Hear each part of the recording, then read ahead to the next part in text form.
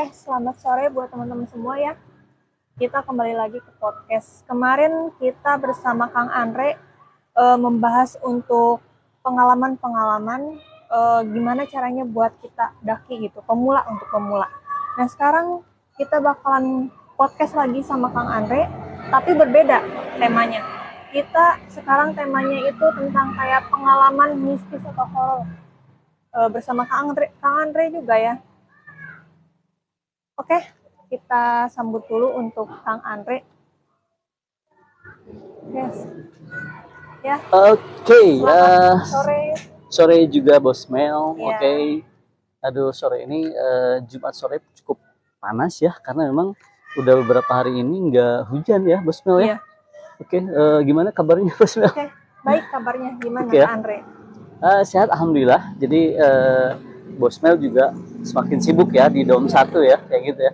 Nah, kali ini sore ini kayaknya Bos Mel kita mau bahas isu apa sih Bos Mel? Wah, banyak nih Banyak. buat teman-teman juga biar Oke, tahu. nggak apa-apa, kita sambil Ya. sambil ngobrol santai bareng Bos Mel ya, benar. seperti gitu. Oke, gimana nih Bos Mel?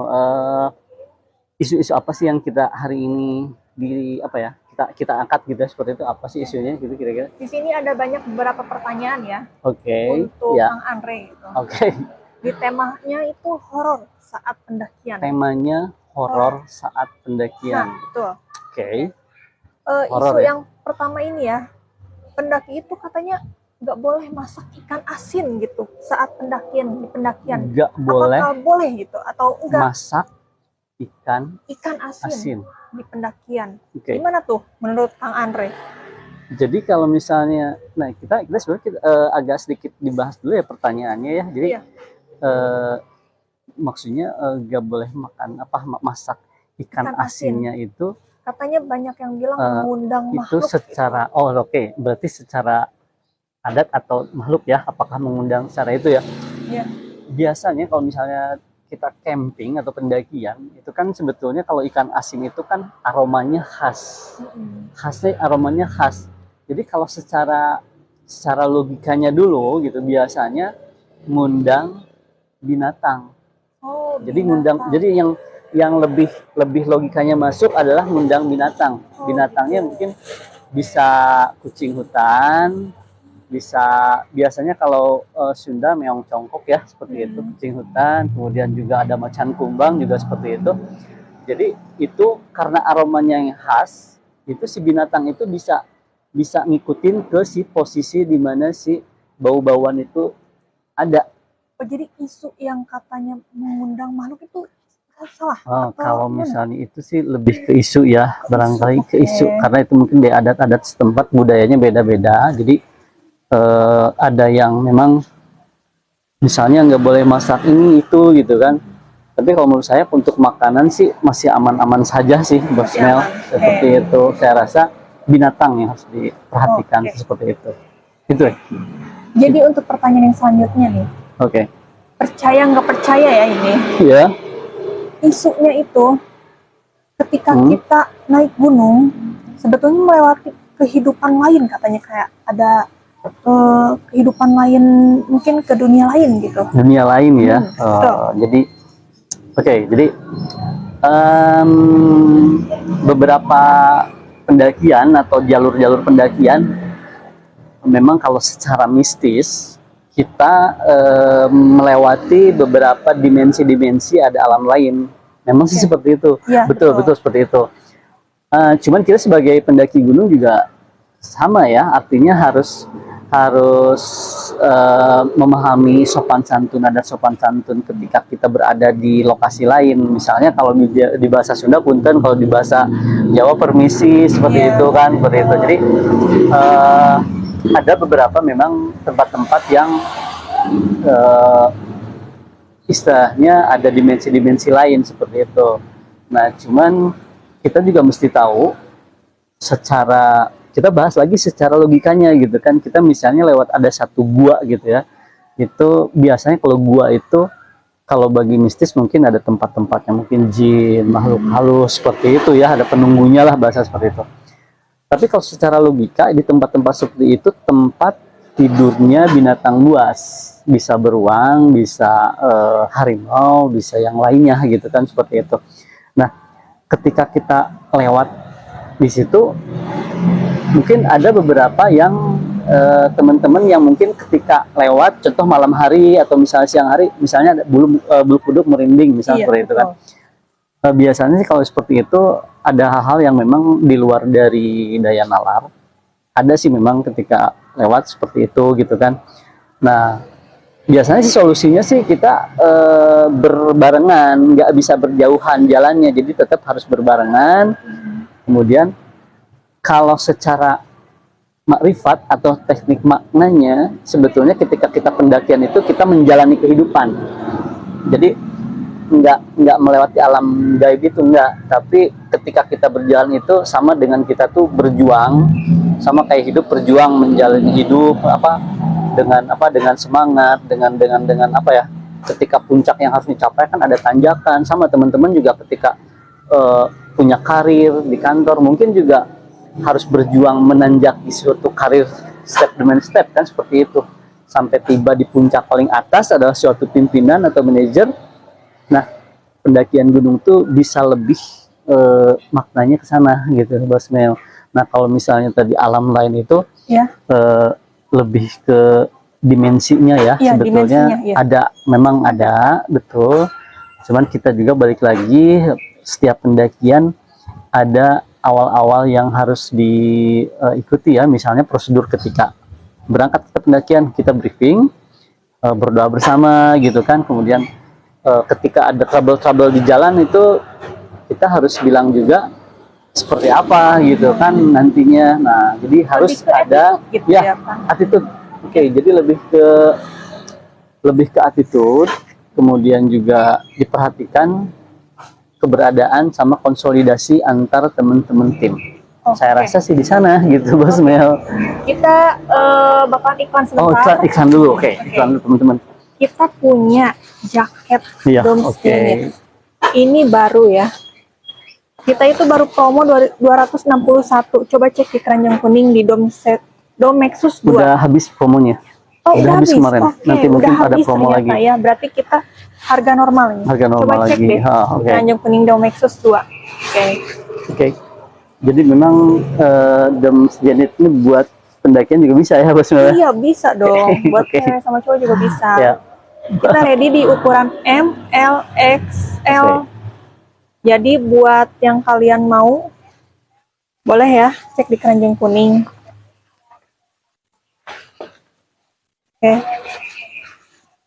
Oke Pak. Kita kembali lagi ke pertanyaan yang selanjutnya ya. Ya. Oke.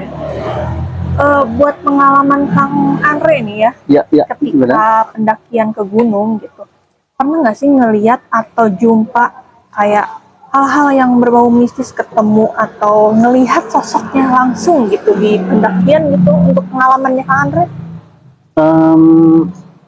Mungkin lebih ke halusinasi ya. Halusinasi. Jadi halusinasi itu muncul ketika biasanya kita kehabisan atau kekurangan energi.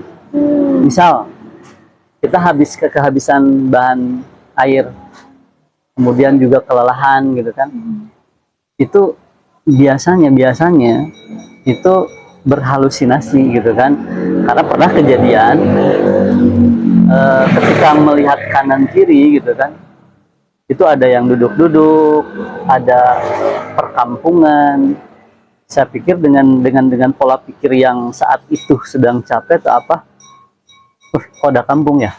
Ah udahlah, masa sih ada kampung di tengah-tengah seperti ini gitu kan? Ada rumah, ya ada bangunan rumah, kemudian juga gubuk-gubuk kayak gitu kan? Masa sih gitu kan?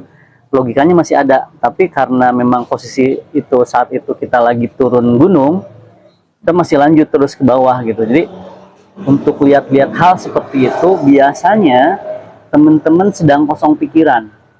Kosong pikiran itu diakibatkan apa? Biasanya kekurangan energi. Terus kalau solusinya gimana? Ya. Kalau solusinya menurut saya sih, kalau misalnya teman-teman masih ada sumber air, stop dulu, bikin kopi. Bikin kopi, gitu. Biar rileks, pikirannya kembali cerah. Jadi nanti bisa di refresh lagi. Itu solusinya buat teman-teman ketika memang seperti itu. Cuman kalau Bang, gimana kalau misalnya airnya udah nggak ada, habis semua gitu kan? Contoh bahan baku untuk misalnya kayak coklat kayak gitu juga habis, kayak gimana kalau kayak gitu? Biasanya kita ambil rehat sejenak, break sekitar 3 sampai 5 menit. Jadi ngobrol dengan pikiran yang positif gitu kan. Misalnya saat itu kejadian misalnya malam hari gitu kan, misalnya tengah malam gitu kan. Karena kan beberapa teman-teman sudah melihat hal yang aneh-aneh karena kekurangan energi tadi kan, jadi berhasil halusinasi gitu. Kita stay dulu 3 sampai 5 menit, briefing, break lah seperti itu. Kita ngobrol-ngobrol baik-baik teman-teman. Ini jam menunjukkan misalnya jam 12 dini hari. Kita ambil keputusan, kita ambil voting, apakah kita mau stay, buka open tenda, atau kita lanjut. Dengan catatan, kita kasih tahu juga, waktu saya leader juga ya, jadi saya kasih tahu ke teman-teman, kondisinya ketika dilanjutkan, ini ke bawah, nggak mungkin 1 jam, 2 jam, tapi sekitar 3 jam. Dan kondisi kita saat itu biasanya sudah ngantuk, lemes. Saya hanya ngasih 2 solusi, seperti itu, pilihan vote ke teman-teman, karena saya harus bisa menentukan jawaban atau misalnya keputusan yang diambil. Saya melihat dulu kondisi teman-teman ketika dari 8 orang itu, teman-teman hampir 6 orang semuanya dalam keadaan lemas, letih gitu kan. Ya saya harus open tenda, buka tenda. Nah akhirnya pernah kejadian waktu itu, akhirnya sebenarnya nggak open tenda, tapi karena ketika buka tenda itu sangat lama banget karena teman-teman sudah pada ngantuk. Akhirnya kita tidur di atas matras aja, langsung sampai karena capeknya langsung tertidur. Pas begitu bangun subuh semuanya dalam keadaan seger lagi. Jadi seger lagi, seperti itu sih solusinya. Bagusnya sih open tenda. Begitu. Jadi belum pernah melihat kalau melihat langsung sih, alhamdulillah belum ya. Soalnya teman-teman pada nanya nih, Kang, lihat nggak sih kayak gitu? Alhamdulillah ya, selama berkali-kali juga jarang. Biasanya penampakannya berwujud manusia lagi, Bos Mel. Jadi kalau saya biasanya ketika di satu jalur yang memang ini jarang orang gitu ya, saya nemuin orang, itu biasanya saya langsung bertegur sapa, langsung dijabat tangannya, Bos Mel. Jadi kalau Bos Mel misalnya tangan nih, tangan Bos Mel itu harus datang dijabat, Pak, saya ini dari Bandung, dari mana, perkenalkan. Nanti teman-teman bakal lihat reaksi si orang yang disalam itu, apakah menjawab, diam saja, lihat mimik mukanya dan ekspresinya. Ketika ada yang aneh, yang penting teman-teman sudah berjabat tangan. Nah, jadi untuk upaya menghindari pemikiran-pemikiran negatif, ketika kita udah lewat dia menghilang, nggak masalah, saya udah jabat tangan sama dia gitu. Saya udah pernah, tapi kalau misalnya enggak sama sekali, tiba-tiba menghilang atau apa, itu bakal teman-teman sampai ke atas pun itu bakal diikutin. Oh gitu. Kayak gitu. Itu aja solusinya buat teman-teman. Oke. Kita next ke pertanyaan selanjutnya. Oke. Ya. Ada isu nih katanya. Ya. Kalau pendakian tuh katanya nggak boleh ganjil. Emang benar? Atau gimana menurut Kang Andre? Ya. Pendakian nggak boleh ganjil. Ganjil, ya. Jadi saya jelaskan lagi ya. Jadi pernah pendakian 2 orang. Jadi 2 orang itu ketika 1 orang, misal gitu kan, pas pendakian rekan saya yang 1 orang ini sakit gitu kan. Cuman ada 2 solusi. Ketika yang satunya lagi atau saya partnernya itu masih kuat, kemungkinan bakal ditanduk ke bawah bareng turun. Tapi kalau misalnya yang satunya saya nggak bisa nandu, ya itu dibutuhkan 1 orang lagi. Jadi kenapa 3 orang ganjil? Itu yang satu nungguin yang sakit, yang satu lapor ke bawah. Seperti itu. Tapi itu juga bisa sama teman-teman juga bisa diantisipasi. Artinya ini yang sakitnya ini parah enggak? Kalau misalnya nggak terlalu parah, bisa dibopong berdua bareng ke bawah. Tapi kalau sampai parah banget itu yang satu harus turun ke bawah lapor. Jadi itu mitos ya. Mitos. Itu mitos, Oke, teman-teman. Nggak masalah gitu. Kita Nggak masalah. Bagusnya ganjil. sih lebih 3 orang ya. Jadi bisa ketika contoh satu di tenda jaga tenda, yang 2 misalnya ngambil air, masih ada di tenda 1 Itu orang. lebih ke urgent ya, urgent buat nanti. Ya, lebih darurat ya, lebih ke darurat. Karena memang setiap pendakian atau trekking semuanya risiko ya. Iya. Mau sendiri juga risiko. Ketika saya beraktivitas sendiri juga semuanya hati-hati. Karena ketika saya misalnya ada kecelakaan, saya nggak bisa meminta tolong sama siapa-siapa gitu kan. Jadi harus berdua. Nah, ketika berdua juga kita harus tahu rekan saya fisiknya seperti apa, kesehatannya seperti apa. Semuanya tetap saling jaga gitu loh. Oh, hati-hati di situ ada jurang. Tetap harus kayak gitu. Kalau walaupun memang, oh saya cuma pendakian cuma berdua gitu, nggak bertiga gitu kan. Jadi tetap intinya hati-hati. Gitu Bos Mel. Jadi cuma segitu ya pertanyaan yang buat nanti kalian bisa reply lagi di IG kita, boleh Boleh, ya. bisa. Oke. Ada pertanyaan Ismail Ada kira-kira? pertanyaan buat siapa ini? Immanuel Nix. Oh, ada. Hai my brother, sukses bertambah untuk usahanya Om Andre. Oke. Saya buka cabangnya aja ya untuk di kampung. Oke. Oke. Hanya itu saja ya yang komen. Oke. Makasih Om Nick. Oke, thank you. Nanti berkabar ya. Oke. Untuk penonton gitu ya, ke teman-teman sekalian gitu. Pesan-pesan untuk Kang Andre gitu. Pesan-pesannya, setiap pendakian itu membutuhkan perencanaan. Jadi perencanaan seperti apa? Misalnya kita tujuan misalnya Gunung Ciremai gitu kan. Mulailah dari mendata petanya atau mendownload petanya. Kalau sekarang udah canggih. Kemudian juga treknya mau yang mau diambil yang di mana gitu kan, apakah mau trek Sadarehe, Palutungan atau Linggarjati gitu kan. Jadi treknya harus dipelajari juga berapa jam perjalanannya, berapa orang, kemudian juga bahan-bahannya, bahan makanannya, logistiknya berapa orang. Kemudian yang paling penting adalah peralatannya yang harus dibawa apa aja. Nah, seperti itu. Jadi kayak gitu teman-teman. Itu aja ya. Oke, kita iklan sebentar lagi ya. Oke, iklan ya. Jadi di sini kita mau ngasih info ke kalian semua ya. Kita baru launching jaket Doms Genit. Boleh cek di keranjang kuning ya. Kita ready di ukuran M, S, L, dan XL. Warna cuman ada satu aja ya. Belum ada ready yang lainnya. Mungkin next bisa ya.